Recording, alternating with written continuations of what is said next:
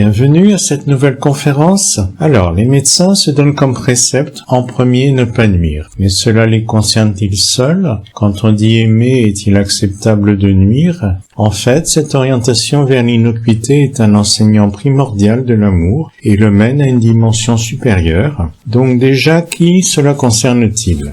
Le serment d'Hippocrate que se donnent les médecins, mais aussi les dentistes, les sages-femmes, à l'origine disait « Je m'abstiendrai de tout mal et de toute injustice ». La volonté de ne pas nuire. Mais cela concerne également toutes les professions médicales. Une infirmière qui donne un soin, qui donne un médicament puissant, va évidemment vouloir dans un premier temps ne pas nuire et éventuellement chercher plus de renseignements si elle est inquiète sur un traitement. Plus largement, on peut dire que ça concerne tous les thérapeutes. C'est important quand on veut aider quelqu'un, en premier, ne pas nuire. Les psychanalystes ont une parole qui est importante pour leurs consultants et c'est important que ce qu'ils peuvent dire ne fasse pas de mal. Est-ce que plus largement, ça ne concerne pas les parents, toutes les personnes qui sont en position d'éducateur, éducatrice? Dans un premier temps, surtout, l'important c'est de ne pas faire de mal à la personne que l'on est censé aider et éduquer. En fait, c'est une orientation primordiale pour tous les êtres humains quand on cherche à aimer, et c'est même le premier pas, c'est même avant d'aimer, c'est important de chercher à ne pas nuire, c'est une première expression d'amour. L'amour, on le sait, peut être nocif, il peut être possessif, on peut être jaloux, il peut être étouffant, ça peut aller jusqu'à des chantages. Bon, et puis au nom de l'amour, on a pu faire les guerres de religion, traiter les autres de mécréants. On sait que même au nom de l'amour, on peut faire des crimes, des actes fortement répréhensibles et nuisibles. L'innocuité, ça implique un discernement dans nos actes d'amour, entre autres. Qu'est-ce que l'amour? Ça pose cette question qui va très loin et que cette question d'innocuité approfondie, qu'elle pousse dans des profondeurs différentes et nouvelles. Alors, l'innocuité, ça concerne les autres, mais ça concerne aussi nous-mêmes, bien sûr, et c'est important d'avoir cette orientation d'innocuité par rapport à nous-mêmes. C'est pas toujours évident, on peut facilement se culpabiliser, c'est une façon de se nuire, nettement, fortement, et on peut facilement avoir tendance à se dénigrer aussi. Là encore, c'est une façon de nuire importante et on peut progresser. On a facilement toute une marge de progression à ce sujet-là. On peut aussi regarder que nuire, c'est pas tout à fait la même chose que faire mal. Un chirurgien peut créer de la douleur, éventuellement. Ça peut faire partie de son travail et de son rôle. On peut espérer qu'il ait ce but de ne pas nuire. Mais dans ce cas-là, ça peut amener à faire mal. Et de la même façon, un parent peut juger qu'il soit utile de punir à un moment, de marquer le coup et d'établir une limite. Bon, il peut amener une frustration, il peut amener une peine. Il est important, bien sûr, qu'il y ait une direction de ne pas nuire, même si ça crée quelques souffrances. En cultivant l'innocuité, donc cherchons à aimer mieux. Cela approfondit nos sentiments, cela les élève, les amène à une autre dimension. C'est un chemin de progression. Et cette recherche d'innocuité fait faire tout un apprentissage, tout un chemin que l'on peut qualifier d'initiatique et qui peut aller loin, nous allons le voir. On peut nuire formellement de trois façons, essentiellement par les actes, par la parole et par la pensée. Alors, ne pas nuire par les actes, ça nous connaissons depuis longtemps, c'est un code moral traditionnel qui a été transmis par les religions depuis les 10 commandements, depuis Moïse qui disait « tu ne tueras pas, tu ne voleras pas, tu ne feras pas de faux témoignages ». Ça a été très important pendant très longtemps et pour beaucoup ça l'est toujours. C'est intégré largement dans les lois des sociétés. on réprime beaucoup les actions répréhensibles et nuisibles. C'est devenu un fait social et c'est largement intégré en nous-mêmes également. Si on ne tue pas quelqu'un vis-à-vis de qui on a de la colère, c'est peut-être pas parce que la religion le dit, c'est peut-être pas parce que la loi pourrait nous punir. Bon, en nous-mêmes, on a compris que cette façon de répondre n'est pas adaptée, pas juste, est une forme de nuisance. On a développé le respect pour la vie humaine, au moins. Au-delà, donc, ne pas nuire par les paroles. On sait le mal que peut faire la médisance, la rumeur. Les médias peuvent être un support important à ce niveau-là qui peut transmettre pas mal de paroles nuisibles. Les réseaux sociaux également, on le sait. Et la suspicion va beaucoup plus vite que la justice. Quand on dit du mal de quelqu'un, ça peut nuire beaucoup à son activité, à son rôle social, je pense aux êtres politiques par exemple. Et la justice qui agit nettement après ne rétablit pas trop la situation souvent. Quand on sort une expression de son contexte, quand on propage de fausses informations, tout ça c'est des façons de nuire.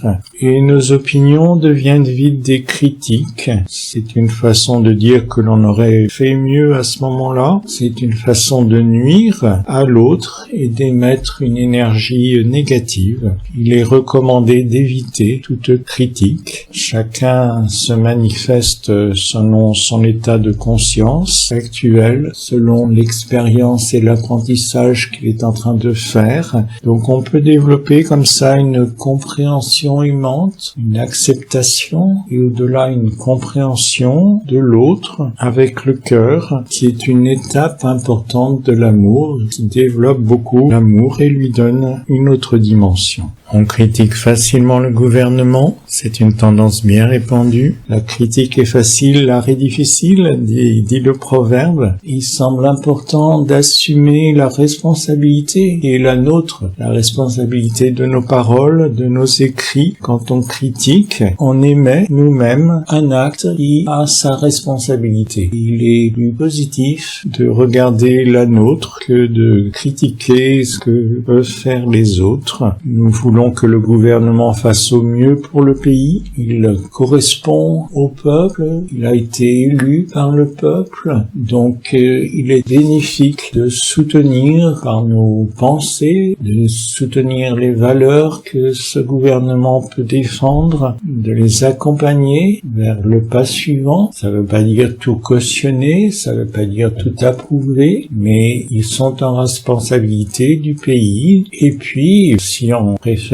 quelqu'un d'autre aux élections suivantes, eh bien on changera. Mais pour l'instant, ce qui est le plus souhaitable, c'est qu'il réalise le mieux possible pour le pays et pour le monde. Alors, c'est relativement facile de maîtriser les paroles, de taire une parole de critique, une parole de rancœur. C'est plus délicat pour les pensées. On peut s'entraîner à maîtriser ces paroles et surtout à maîtriser les intentions à l'intérieur d'elles-mêmes. Voilà, pour les pensées, c'est la même chose, mais c'est plus subtil, c'est plus délicat et ça nous mène plus loin. On ne se rend pas toujours compte des effets des pensées. On pense que si on n'a pas dit quelque chose, ça n'a pas d'effet, ça reste en nous-mêmes et ça n'émet rien.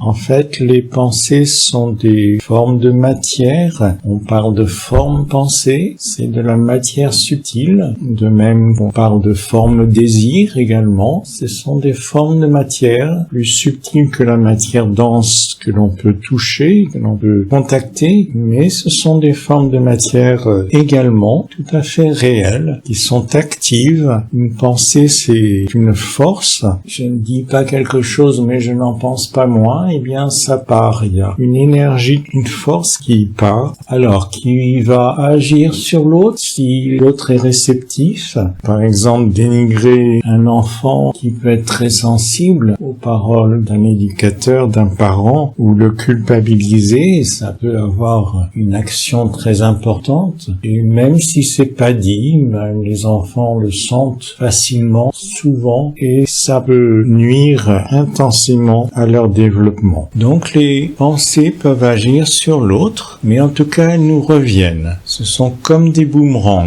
Une rancœur, par exemple, peut aigrir. À force de rancœur, on finit par se refermer sur soi-même et s'isoler des autres, et ça peut même finir par rendre malade. C'est un exemple de pensée qui peut nous nuire en retour. Les pensées négatives comme ça tendent à se répéter, tendent à s'accumuler en nous. Elles peuvent aller jusqu'à développer une obsession, comme un casque autour de la tête qui nous oriente dans une seule direction obsessionnelle, donc très nuisible. Et puis également dans le monde, elles tendent à former des égrégores, des amas d'énergie qui s'accumulent au-dessus d'une ville, d'un quartier. Et quand quelqu'un est fragile, quand quelqu'un est instable à ce moment-là, parce qu'il vit une crise émotionnelle, affective, professionnelle, par exemple, eh bien, il va pouvoir devenir violent. Je ne sais pas ce qui m'a pris.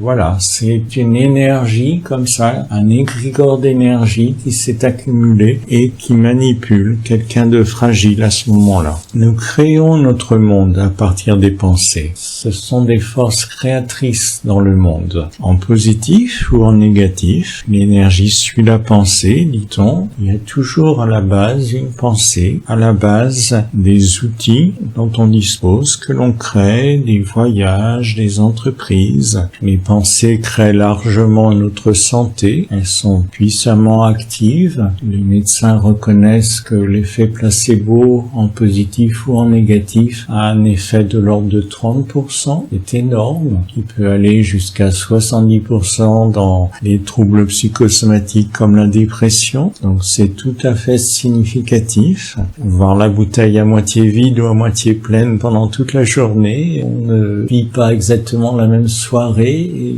la même nuit à la suite.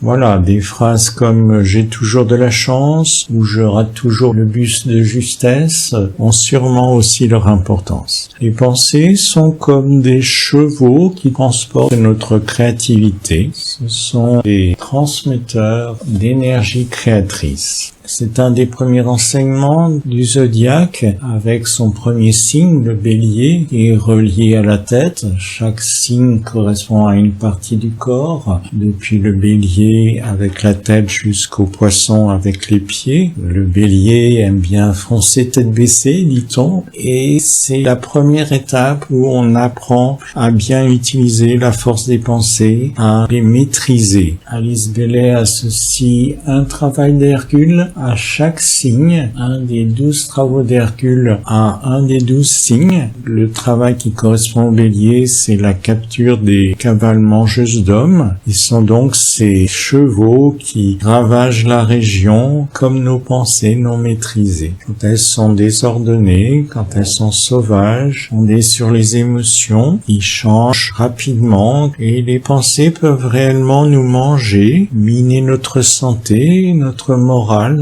donner des obsessions, comme nous disions tout à l'heure, qui nous dévorent, et manger aussi les autres, le monde, les espèces, la forêt, comme en Amazonie actuellement. Alors, comment progresser en innocuité? Maintenant que l'on voit les différentes façons de nuire que nous pouvons avoir par les actes, par la parole, par la pensée, comment développer plus d'innocuité dans ces domaines-là? Alors, il y a essentiellement deux méthodes. La première méthode, c'est d'essayer de se surveiller, de maîtriser tout cela, de développer une éthique, de canaliser nos actes, nos paroles, nos pensées. C'est un entraînement, ça demande de la persévérance, de continuer avec le temps. On dit qu'il faut à peu près 3 ans pour perdre une habitude nuisible comme cela. Les pensées comme les chevaux retournent vite à l'état sauvage. Les Mustangs américains sont des chevaux comme ça qui ont retrouvé leurs instincts tout à fait naturellement alors qu'ils étaient domestiqués depuis très longtemps. Donc c'est un entraînement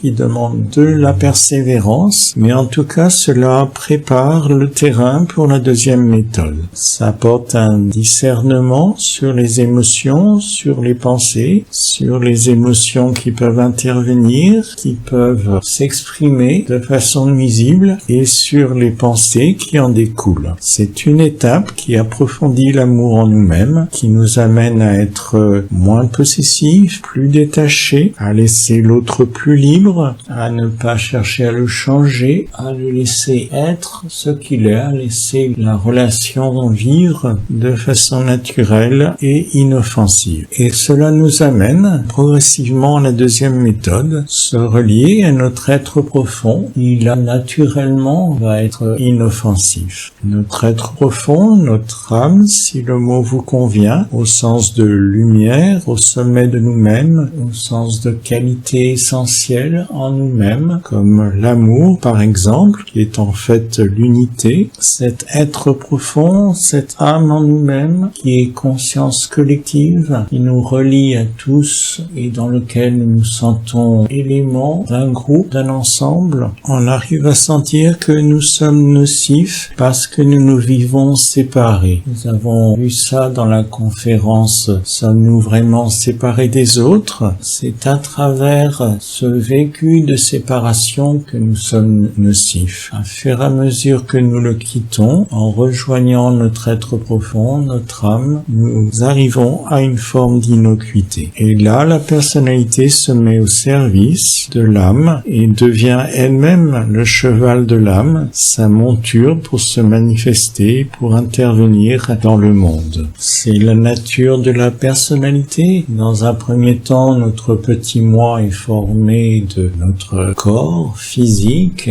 de notre plan émotionnel, plan de désir, les affects que nous avons, et au-delà de nos pensées, ces trois parties en nous-mêmes qui forment notre petit moi, et la personnalité a pour fonction de les coordonner, de les unifier, de façon à devenir de plus en plus créateur dans le monde, de plus en plus fort. Ça correspond bien au signe du lion, qui arrive à unifier comme ça sa personnalité et qui en a la force, qui en a l'expression. La personnalité est une charnière entre ce que l'on peut appeler le petit moi, donc ces trois parties en nous-mêmes, et puis notre être profond, notre âme. À fur et à mesure où elle se met au service de l'âme, où elle devient sa propre monture, elle peut maîtriser elle-même ses chevaux de pensée, ces trois parties qui constituent le petit moi. L'énergie est positive et qualité naturellement. Elle devient défaut, nuisible et maladie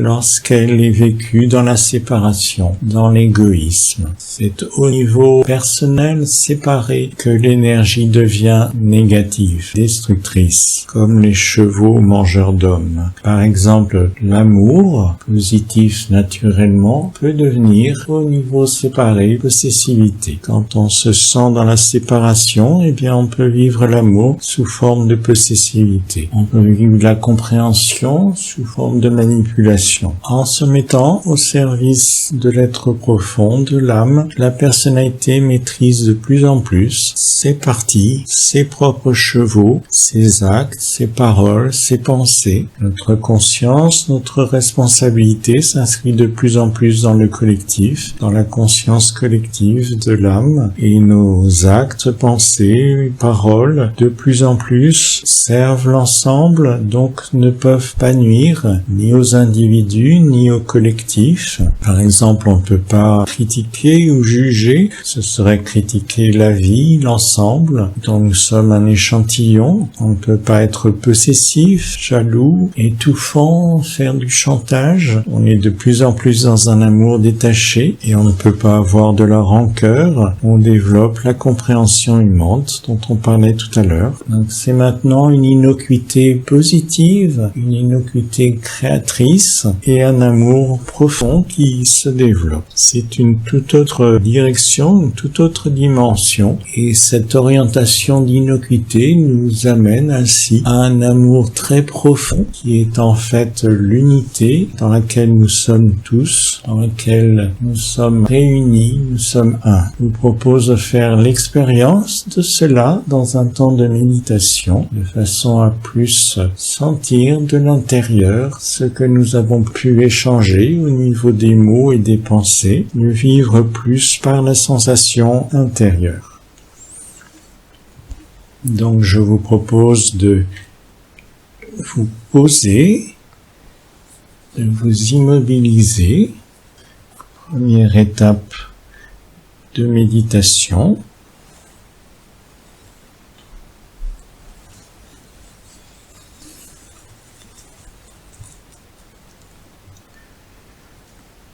De fermer les yeux, si cela vous convient.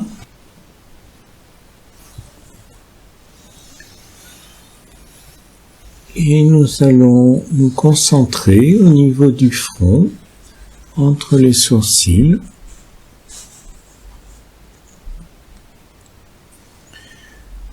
Nous nous rendons disponibles à cette méditation et à notre être profond.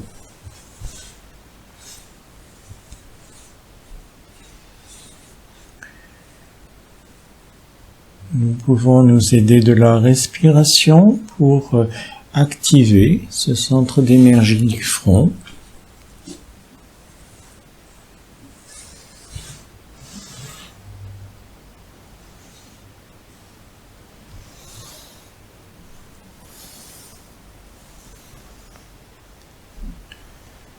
C'est le centre de notre personnalité.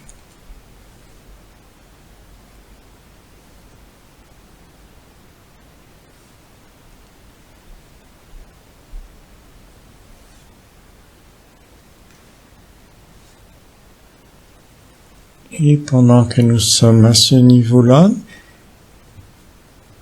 choisissez un jugement, une critique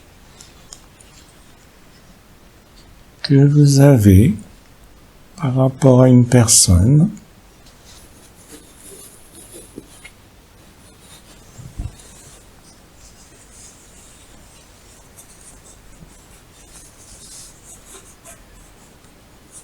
Si vous ne trouvez pas, vous pouvez prendre un jugement ou une critique par rapport à un gouvernement.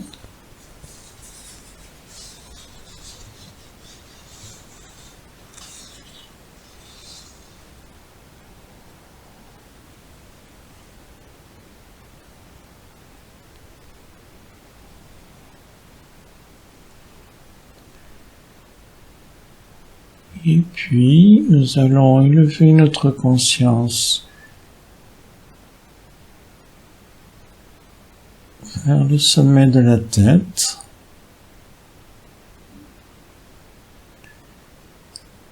vers le centre coronal, quelques centimètres au-dessus de la tête.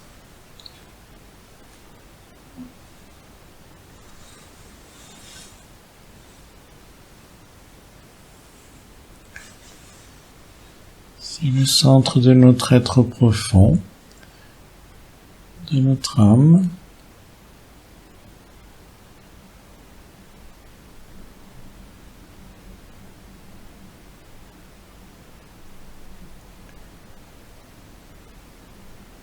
Elle nous relie aux autres.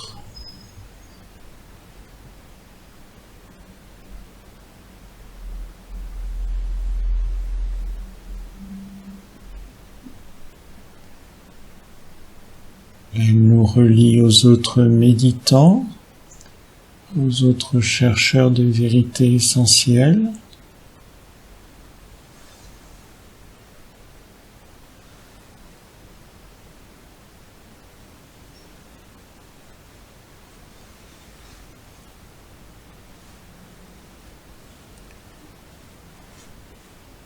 Nous sommes tous unis dans la grande lumière des méditants du monde.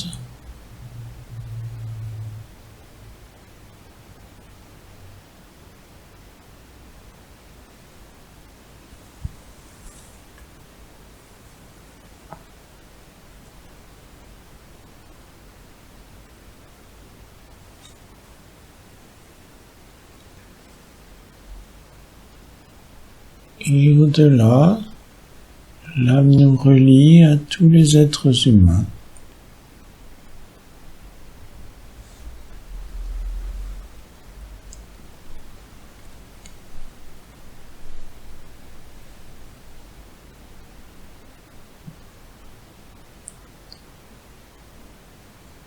Nous sommes tous unis dans la grande lumière de l'humanité.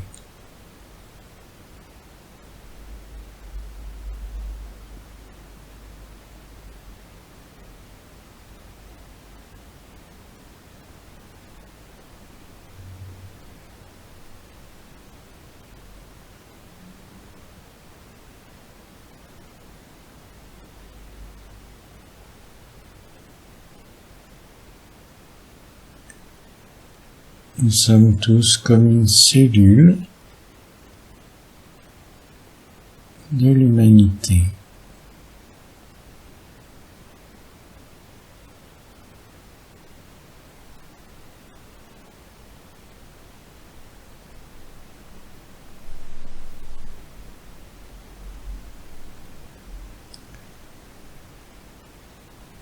Et dans cette lumière,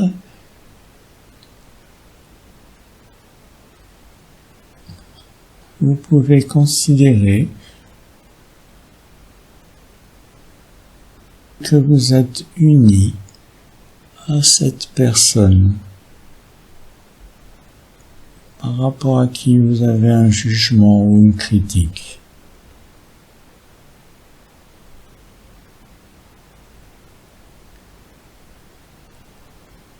Vous pouvez sentir l'unité avec cette personne.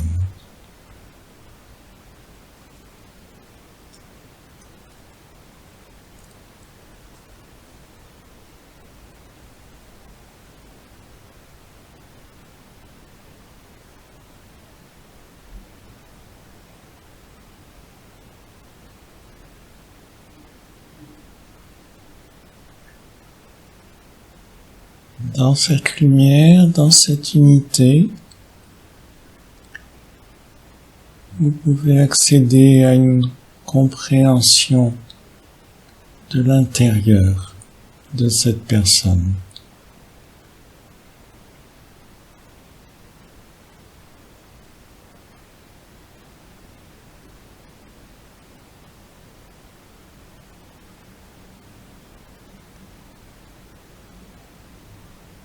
Vous pouvez percevoir son état de conscience présent,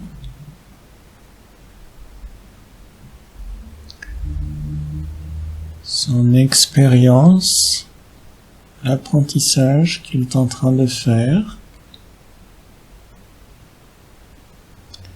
Comme nous-mêmes,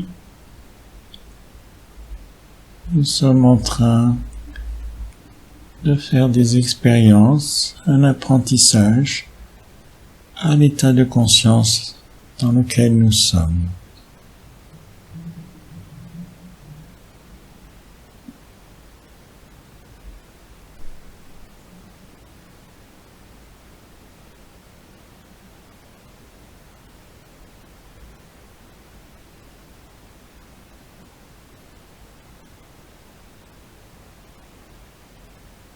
Progressivement peut se développer une compréhension aimante vis-à-vis de cette personne ou de ce gouvernement.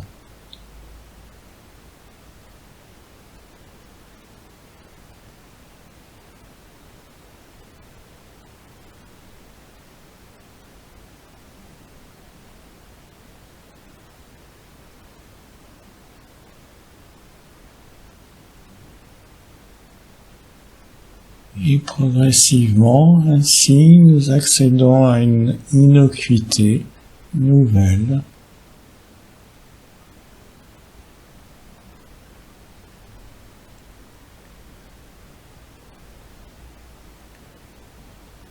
Nos actes, nos paroles, nos pensées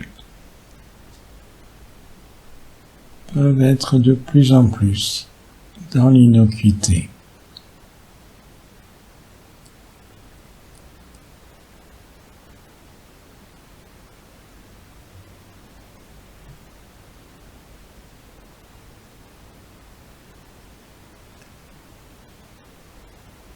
Cela est libérateur pour nous-mêmes.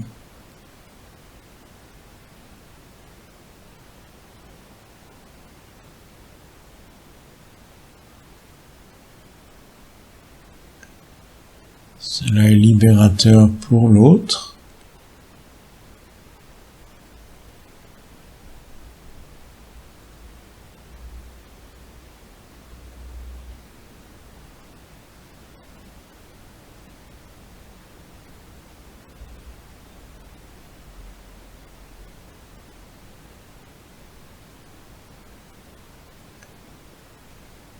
Ça peut arriver même à l'aider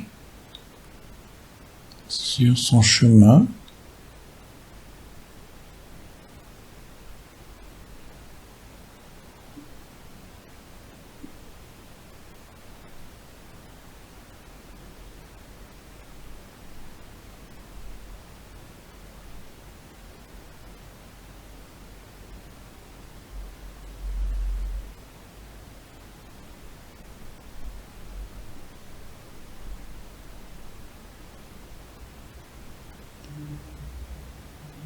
De nouveaux mots, de nouvelles phrases peuvent nous venir.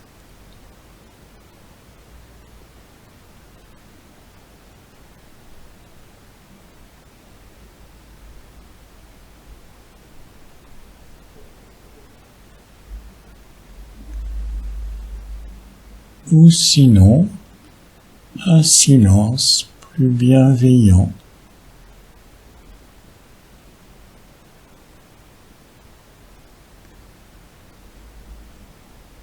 Un silence plus paisible aussi.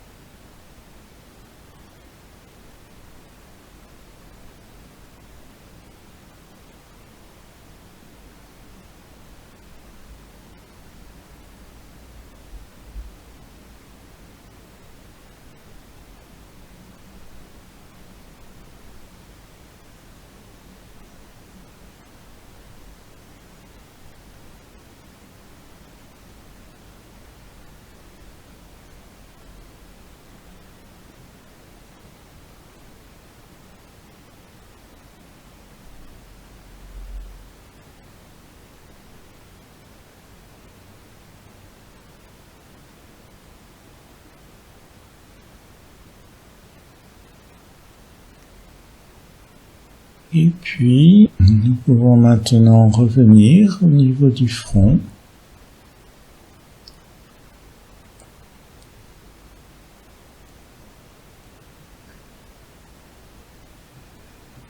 En insistant sur l'expiration, laissez diffuser tout ça autour de nous. Tout ce que nous avons pu contacter, consciemment ou non.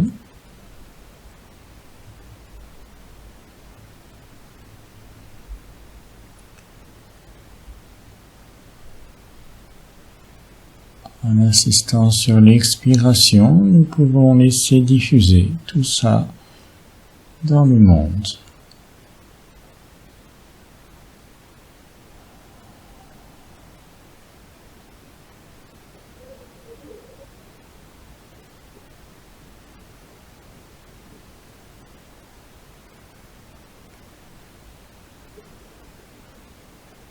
Reprenez conscience de votre corps.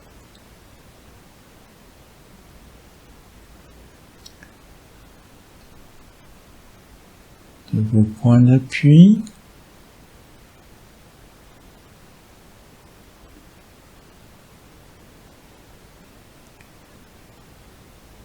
Du lieu où vous vous trouvez.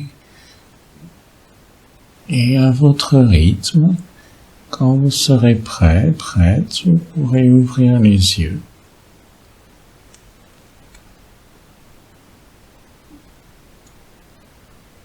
Et retrouver le lieu où vous êtes.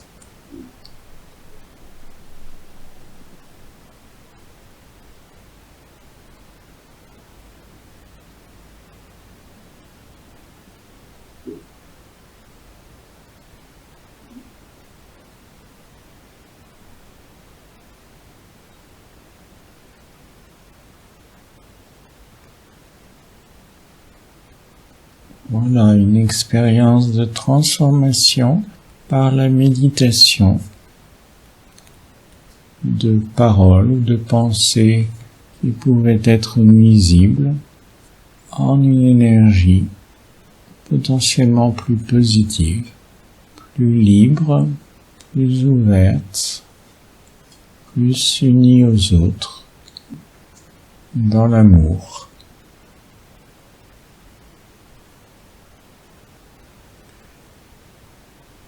Vous pouvez renouveler l'expérience à partir de l'enregistrement.